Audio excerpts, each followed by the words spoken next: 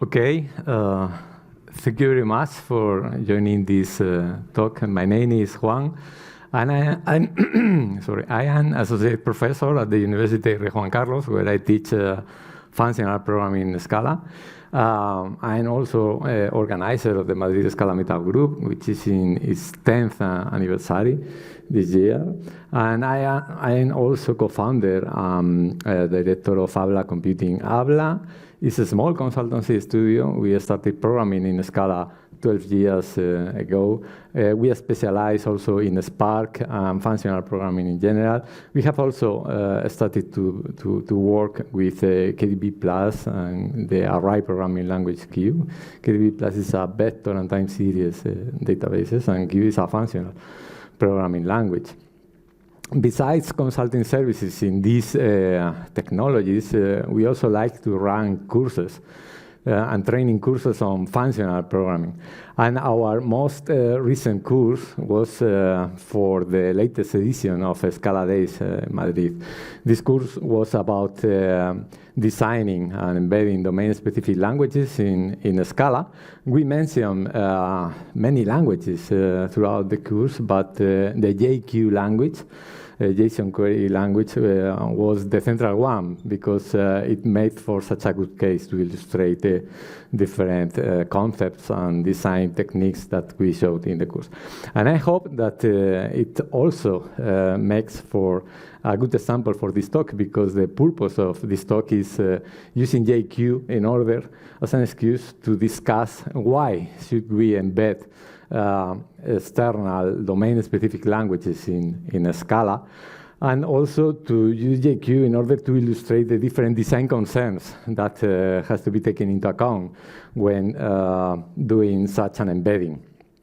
Okay, and we will do this by using tackless final, which is a design technique for embedding domain-specific languages in general purpose languages like Scala, Haskell, and so forth, and using the latest Scala 3 features. Okay.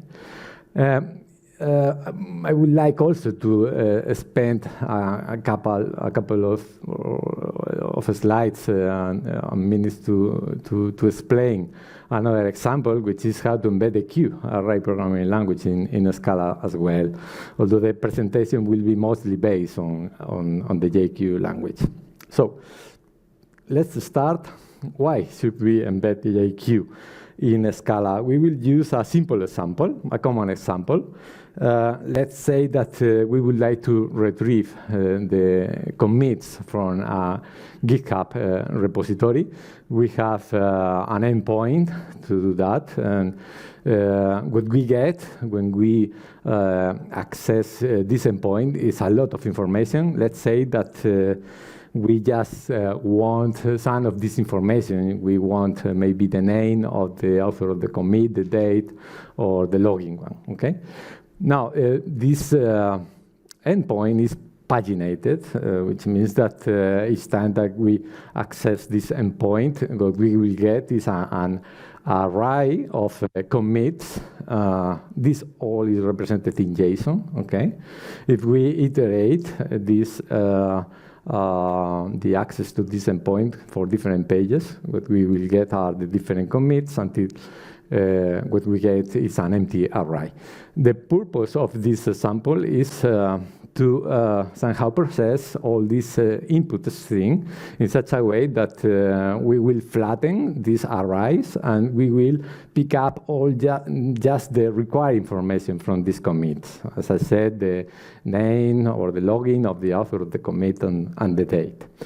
So how can we solve this problem? Okay, we are Scala programmers, and let's say that we are used to the FS2 streaming library and Sysce. This is a JSON library. What we have to do in order to solve this sample, and I will focus just in the transformation part, I mean in this strat info, okay, a string transformation. What we had to do is to implement a signature of this type. Okay, this start info will receive the original paginated string of JSON arrays, and the idea is to return a different string, a flattened string, in which we have just the required information. Now, in FS2 terminology, this is what it is known as a pipe. Okay, and don't bother much about this F. This F type constructor parameter represents the effect type of the string. Okay, but the implementation of this pipe will be independent, basically, of the effect type. It could be IO, CATS effect IO, or whatever. Okay, so how do we implement this string transformer? Well, we will use the monocall library in order to implement this in a more easy way. And basically what we will do is to flat map over the different arrays in the input. Okay? And for each page, for each array, we will focus on the information that we want. We will focus on the date of the commit that we will find in the author field of the commit, okay? And we will focus on this information for each commit in the array, okay? We will do the same for the logging part. We will get all this information. What we are doing here is building a traversal, okay, an optic, and we will get here all this information in Lisp.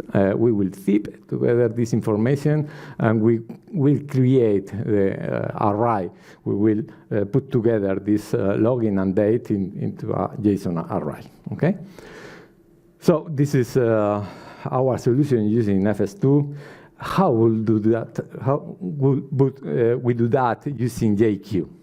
Okay, JQ is a JSON query language. This is a special purpose language for implementing this kind of transformations. What we see here is the implementation of the transformer. Literally, what we are seeing here is that these dot square brackets, open and close square brackets, this is a filter. This is the iterator filter. It basically says that we will iterate over the different commits that we can find in the input array, and then we will pass this commit to this other filter. And this other filter, okay, what we do is to access the date of the commit that we will find in this author field. Okay, and we will obtain the login of the author. Okay? And then what we do is to collect all this information into a JSON array. Okay? So this solution is really declarative. Once we get used, of course, to these special symbols, operators of the of JQ. Okay? And so in light of this implementation, the FS2 system monocall solution seems a little bit, it is not satisfactory, okay? Why? Because with JQ, what we get is a much more simple solution. We do not have to master 3 libraries. Okay, we in the first case we had to know the streaming operators of FS2. We had to know the JSON system library. We had to know about the traversals and lessons and optionals of the monocall library. In the case of JQ, what we have is a special purpose language. Okay, and all that we need in order to implement the JSON transformation filter. It is provided by a single language. So it is a less complex solution. This lack of complexity is also manifested in the sense that the solution with JQ is much more concise. And at the same time, it is also understandable. It is an understandable solution. I mean, what we have here is almost is really declarative. The way in which we think about a string transformation of JSON elements, okay, it is what we get here. Okay. Now, the FS2 solution is also really good in the sense that it provides us with a wider context in which we can not only implement this string transformation phase, okay, but we can also implement with FS2 the generation of the string, of the paginated string. So what we would like is to get the best of both worlds, okay, and being able to program our filtering in this way. Okay, still we want to implement a FS2 pipe, okay, but the implementation, what we want is to resemble as much as possible the kind of combinators and abstractions that the JQ language provides. Okay, this could be a possible syntax, okay, for this for mapping this JQ program into a Scala. So this is the goal, and I hope that we are convinced that this is a good idea to program, to implement our FS2 pipe in such a way.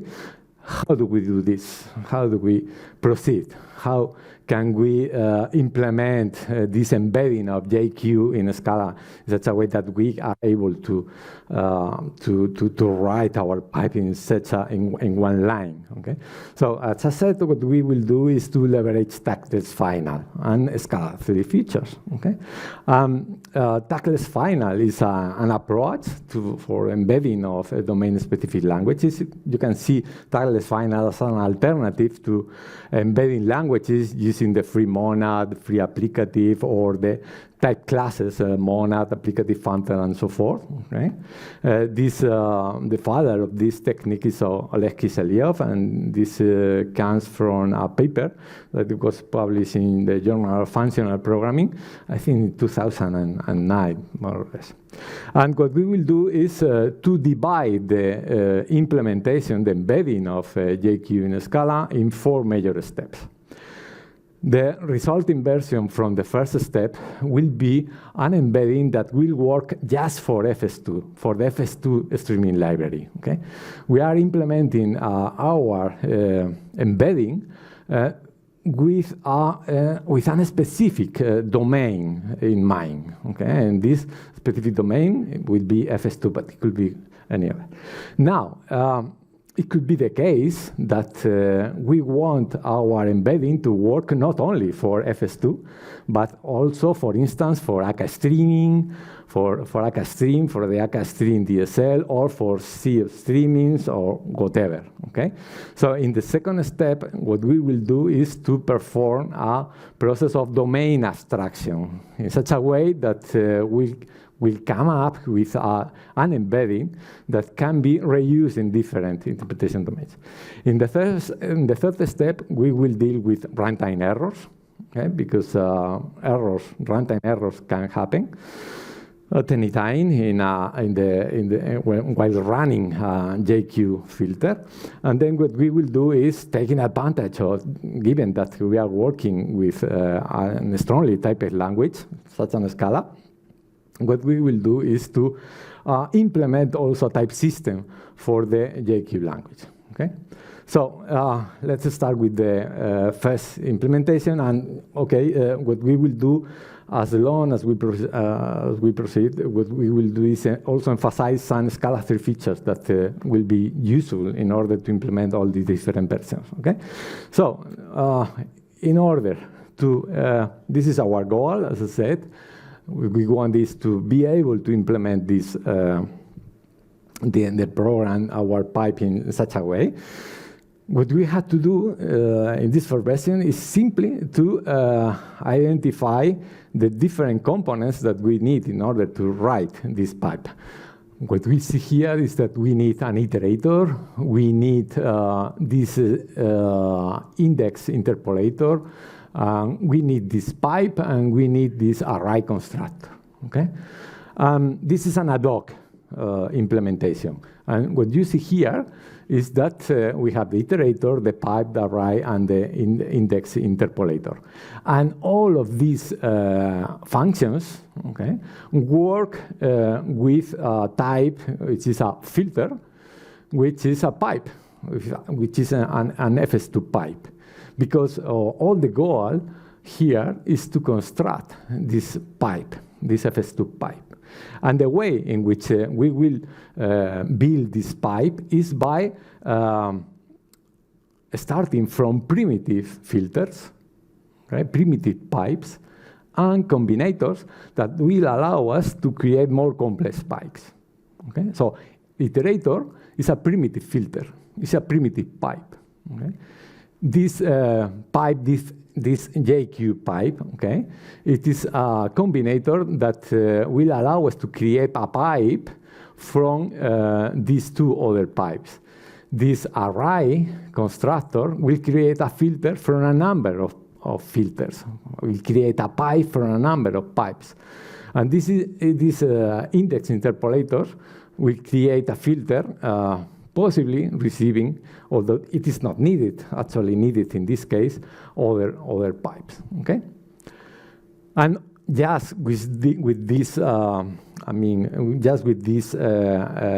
common functions, which are implemented, for instance, in this case, using the extension methods of Scala 3, which are really convenient in this case.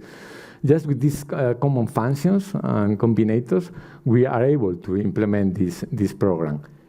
These functions and combinators make up the syntax of our language. In the tagless final style, using the tagless final approach, the syntax of our language is not implemented through data type constructors. Okay? It is not implemented through algebra data types, as in the case of the free approach, or as in the case of the using, for instance, the free approach. But it is simply using these common functions, okay? And in this case, these common functions are fixed for a particular domain. And we will see later how can we abstract away the particular domain, okay? But for the moment, this is completely right, okay? Now, how do we implement these combinators and these primitive filters? For instance, the iterator. Well, the iterator filter, what creates is a pipe, okay? It's a transformation which will go through all the input elements, and in case that what we find is an array, it expands, okay, this array and creates a new string. What we are doing here is just flattening the arrays that we have in the input string. And we will see what can be done whenever what we receive in the input string it's not an array, okay? For the moment, we leave this unimplemented, okay? Now, we could implement the other combinators and primitive filters in the same way, just using the operators of FS2, okay, and this is a library. But we should also take into account in this stage that there are many features which are not primitive. For instance, in the case of the indexing, when we write this in JQ, okay, .author.logging, this is actually in JQ syntactic sugar. This is a shorthand for this other expression. Access the author of the object in the input, okay, and then given this author, which will be another JSON object, access the logging, okay? And even this .author expression is syntactic sugar for a more general indexing combinator, okay? In which what we have is this identity filter and this string constant filter, okay? The same happens in the case of the arrays construction, okay? When we write this expression, this comma in JQ, it is not a built-in syntax for writing comma-separated arrays. This comma is actually a combinator in JQ, which means concatenate. Concatenate the output of this filter, concatenate the output of this other filter, and collect all the results into an array. Okay?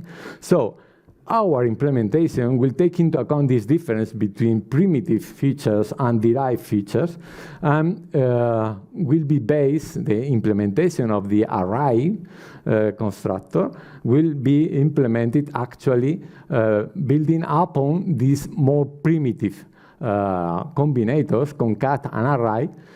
Concat is a combinator that concatenates the outputs of these two filters, and array, it is a combinator that collects all the output generated by this filter into a JSON array.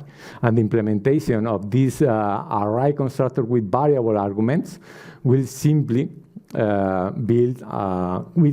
concatenate all these all the filters, okay? And then we will pass this compose filter to the array constructor, okay?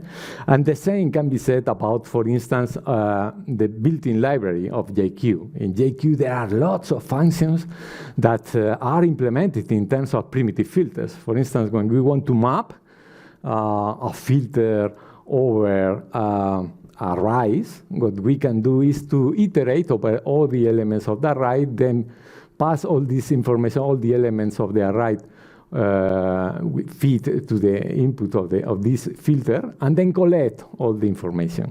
In the same way, we can, in our implementation, implement this map building not in terms of primitive, not in terms of lower level FS2 operators, but in terms of the primitives that we already have, the array, constructor, the iterator, and the pipe, okay?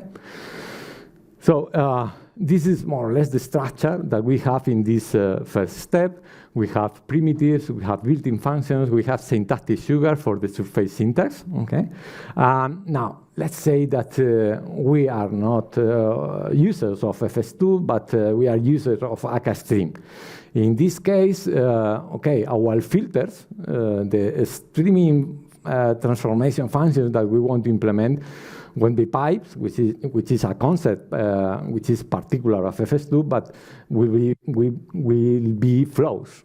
Okay, this is the kind of abstraction that we had to implement. Still, we would like to create this flow in ACA-Stream using just the very same syntax. And the fact is that we can reuse a lot of the things that we have already done for FS2. Okay? Basically, what we will do is copy-paste. The filter will change, okay? But the signature of the primitive combinators and filters will be the same exactly. And of course, all the implementation of the syntactic sugar and the built-in functions will be just the same. Okay? So what can we do? Well, okay, what we will do is, of course, to abstract away from the differences between these implementations and collect the common features into a type class. Okay? What we are doing here is abstracting away the particular filter, the particular semantic domain that we are using, and defining the class of representations, the class of filters that can represent an implementation of a JQ filter, which will be data types that for which we can implement these primitive filters, okay? And all the built-in functions will be get for free, okay?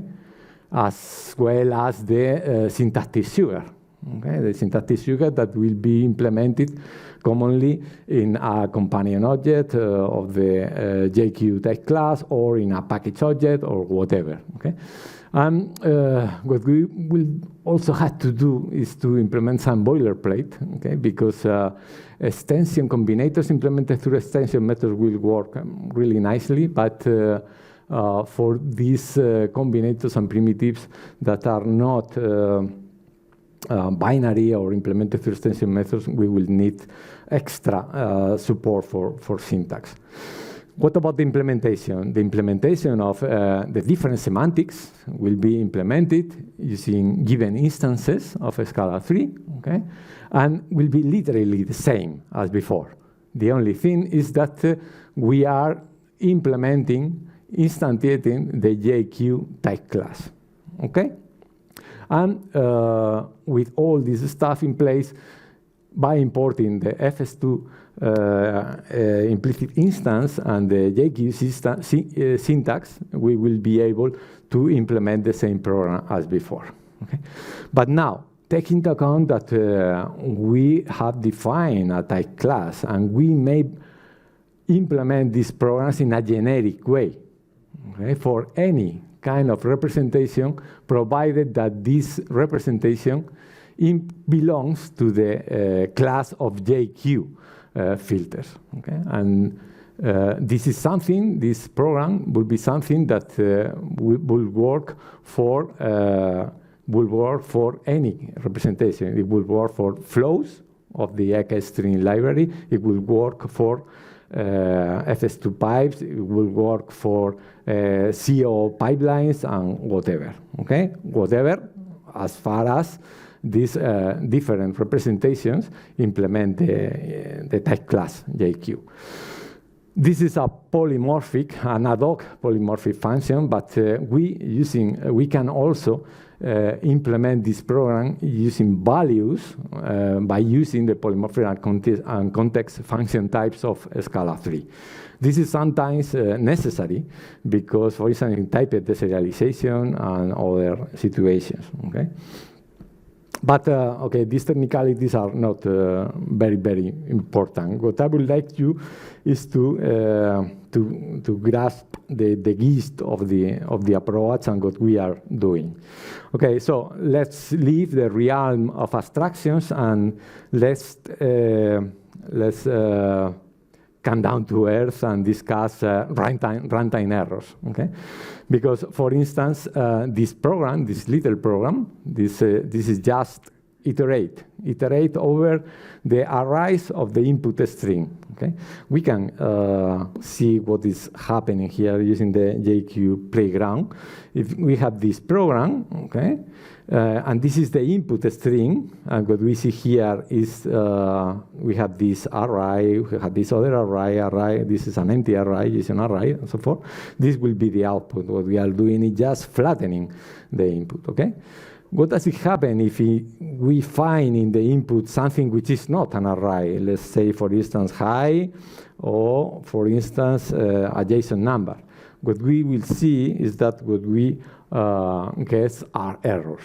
But notice that the output, in case of the JSON arrays that we find in the input string, will be able to be executed. I mean, we will still obtain the same output as before, plus, but in some cases, what we will see are errors, okay? So, how do we handle this? Because, for instance, also in the syntax of JQ, this and the very same in the very syntax of JQ, this presence of errors is acknowledged. For instance, through these operators, we can catch errors and we can force errors. So, in order to take into account all these features, what we can do is to extend our type class with new functions and combinators. And of course, what we can do is to provide a list of the different runtime errors that can be produced at runtime, okay? Because this will be reused by any implementation, okay?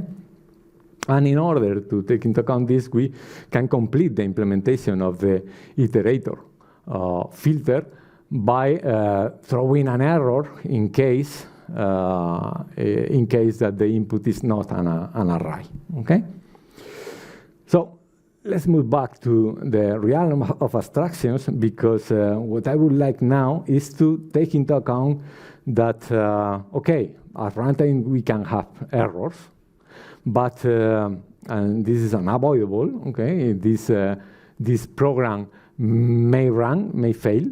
It depends basically on the input. If we find non-arrays in the input, we will get some errors. But what about this program? In this program, what we are saying is using this string constant filter. This is a filter, this is a pipe, this is a transformation. And what this says is that whatever I get in the input string, I will output the string high, okay? This is what we are doing with this filter here. We are passing this, the output of this constant filter to this other filter, which basically expects arrays. So this program will always fail. And we would like to get rid of this program at compile time. I mean, what we would like is to constrain the kind of programs that we allow to be able to execute.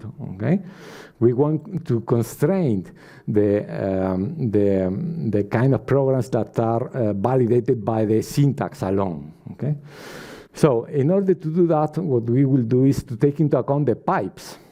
Okay, to take into account the pipes or the types of the different filters that are part of this program. For instance, this is a filter that outputs strings. This is a filter that will be applied only to arrays. And the pipe combinator, it is a combinator that feeds the output of the first filter into the input of the second filter, provided that they match. Okay? So in this case, what we have is that we can use this filter type in order to formalize this idea of the type of a filter. We have here a filter that generates strings. We have here a filter that generates arrays. Okay, and this is this type rule here.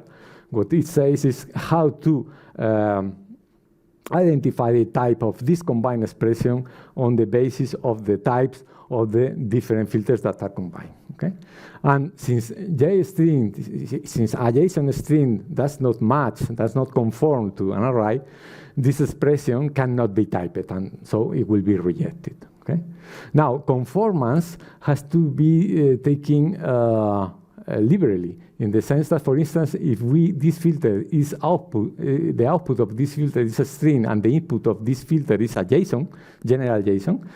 A JSON value, a JSON type is not exactly as a JSON string type.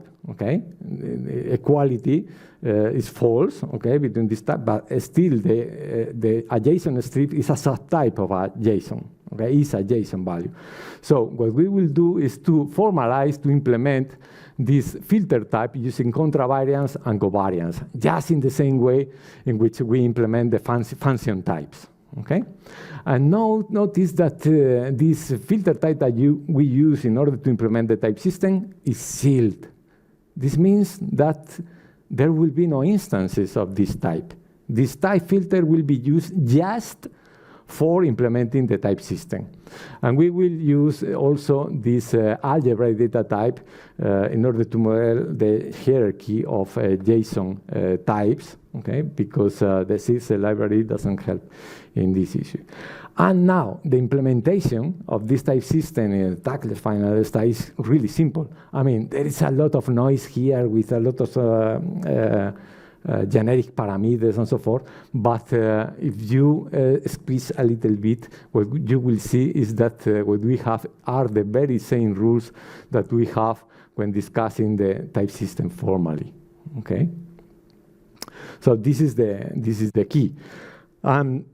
Using this implementation, what we see is that this program won't be able to compile. Okay, if we write this. We try to implement this program.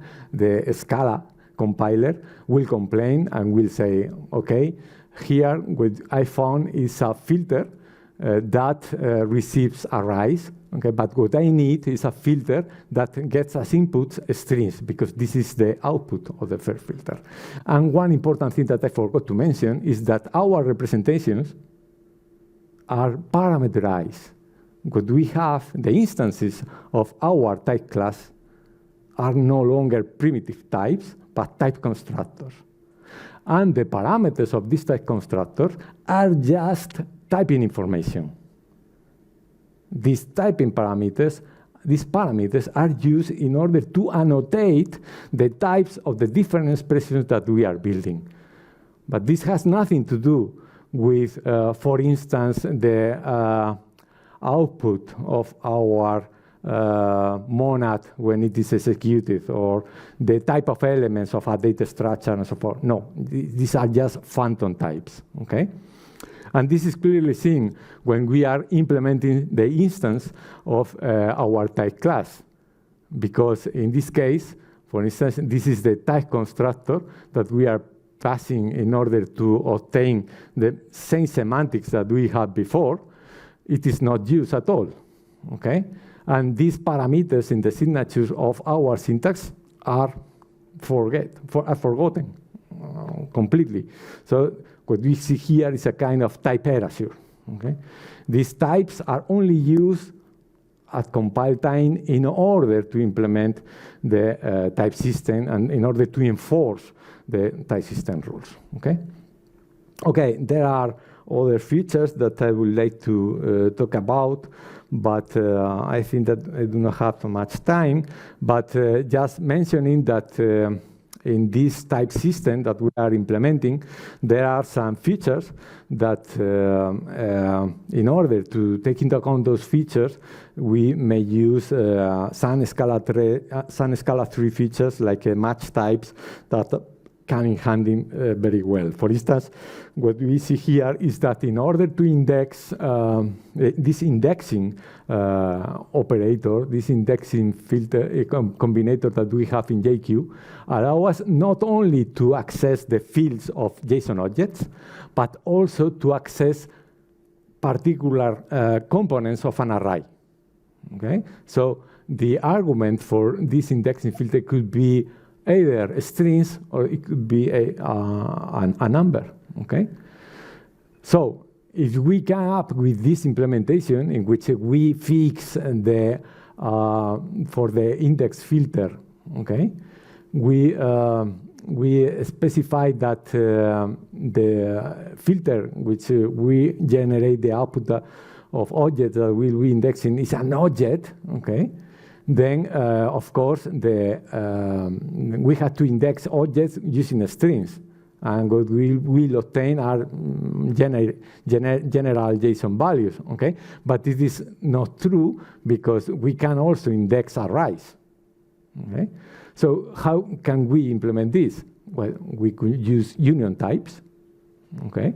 We could use union types in order to specify that the output of the filter that generates the elements that will be indexed can be either arrays or objects, okay?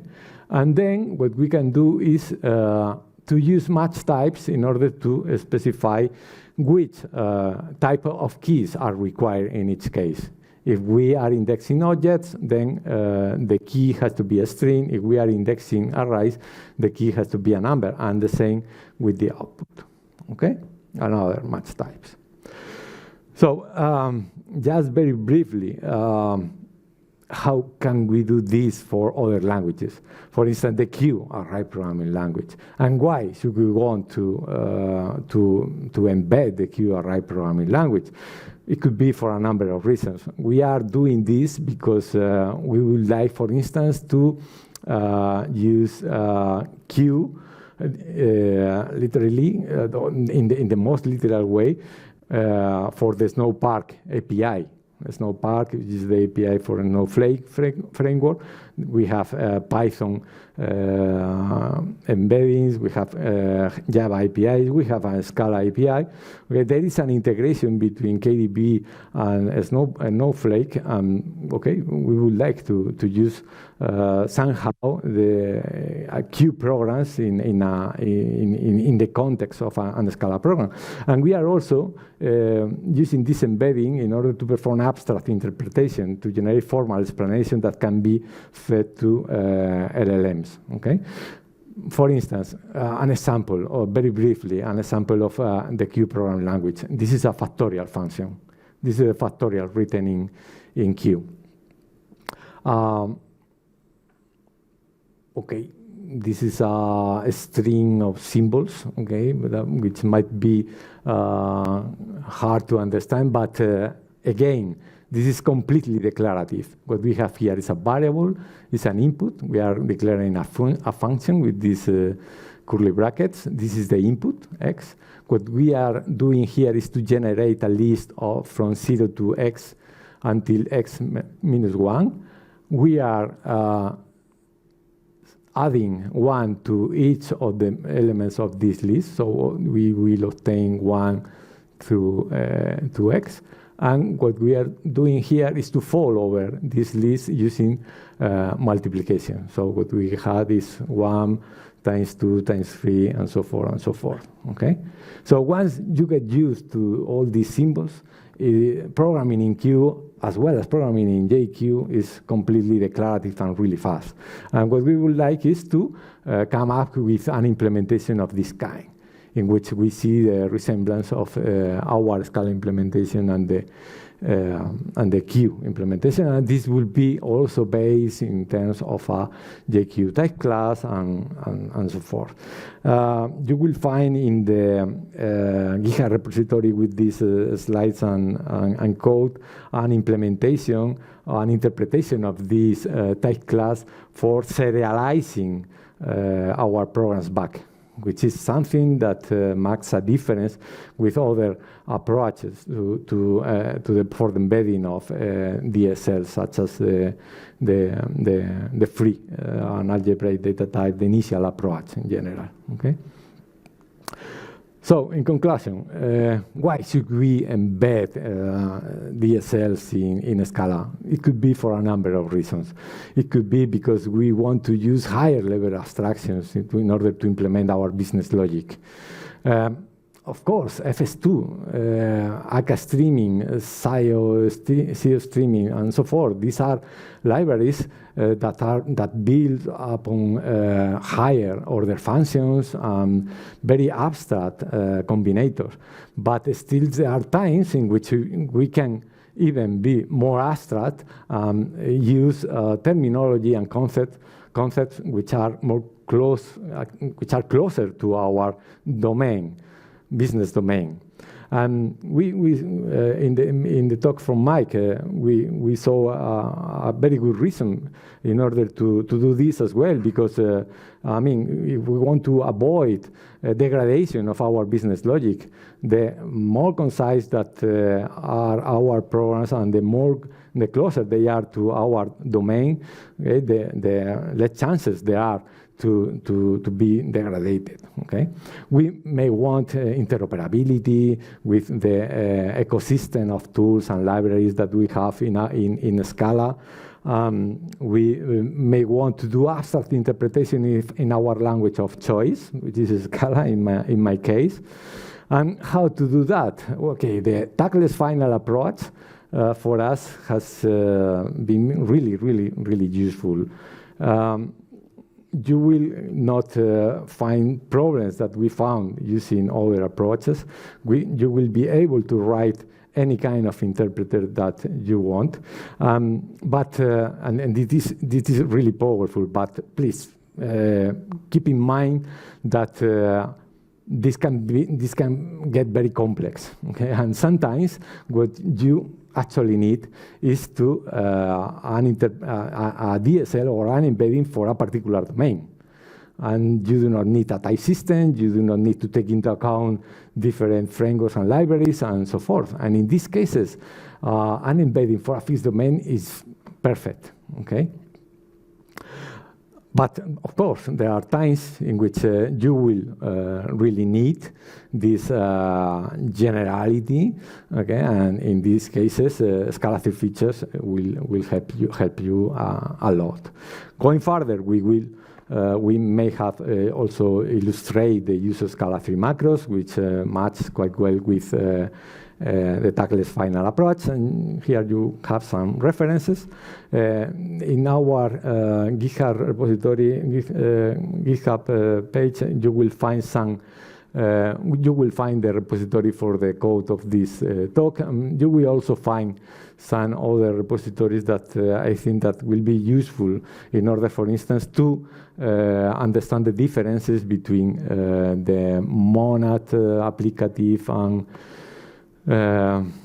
Fantor-based approaches to implementing DSLs and the tackless final one. You will find also this other repository about tackless final utilities and so forth. And here you also have some references and alternatives to JQ based on optics. Also, another alternative to tackless final that you will find illustrated in the libretto library from Thomas Mikula. So that's it. Thank you very much.